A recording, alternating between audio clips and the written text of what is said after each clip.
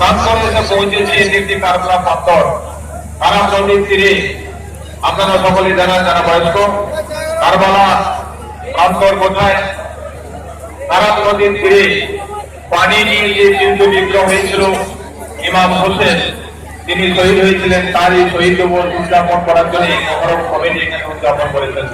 তাই আমরা হিন্দু মুসলিম সকলে মিলে আমরা শান্তিপূর্ণ ভাবে আমরা ইমাম হোসেনের আত্মার তৃপ্তি কামনা করি। তিনি আমাদের সঙ্গে সারা জীবন সারা আমরা বেঁচে থাকবো, বিশ্ব পৃথিবী যতদিন সৃষ্টি থাকবে ততদিন তিনি আমাদের থেকে থাকবেন।